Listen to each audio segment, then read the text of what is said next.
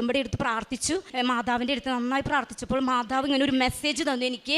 നീ ഉടമ്പടിയിൽ ഉപ്പ് വെള്ളത്തിൽ കലക്കി ഒരു 10 ദിവസം, അങ്ങനെ തന്നെ കൃത്യമായി എനിക്ക് എന്നെ നമ്പർ കിട്ടി. ഒരു 10 ദിവസം നീ അത് വെള്ളത്തിൽ ചാലിച്ച് കുടിക്കുക എന്ന് എനിക്കൊരു മെസ്സേജ് മാതാവിൻ്റെ അടുത്ത് പ്രാർത്ഥിച്ചപ്പോൾ അങ്ങനെ ഫീൽ ചെയ്തു.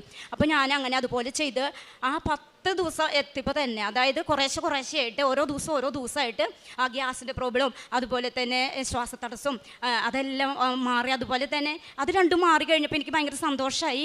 പക്ഷേ എന്നാലും ഉറക്കം അങ്ങോട്ട് ഫുള്ളായിട്ട് കിട്ടണില്ല. അപ്പോൾ ഞാൻ ഈ ഉറക്കമില്ലാത്ത ആളുകളുടെ ആ അവസ്ഥ ഞാൻ ആലോചിച്ച് നോക്കി. ഭയങ്കര ബുദ്ധിമുട്ടാണ് ഉറക്കമില്ലാത്തൊരവസ്ഥ. ഉറക്കമില്ലാത്ത മക്കൾക്ക് വേണ്ടി ഞാൻ കരഞ്ഞ് പ്രാർത്ഥിച്ചു. അപ്പോൾ ഉറക്കമില്ലാതെ ഇരുന്നപ്പോൾ ഞാൻ കൊന്ത എത്തിക്കും 3 മണിക്കോ 2 മണിക്കൊക്കെ എനിക്ക് ഞാൻ കൊന്തെത്തിച്ച് അങ്ങനെ പ്രാർത്ഥിച്ചിട്ട് അപ്പോൾ ഞാൻ മാതാവിൻ്റെ അടുത്ത് പറഞ്ഞു, മാതാവ് എനിക്കൊന്ന് സുഖമായിട്ടൊന്ന് ഉറങ്ങണം എന്ന് ഞാൻ പ്രാർത്ഥിച്ചു.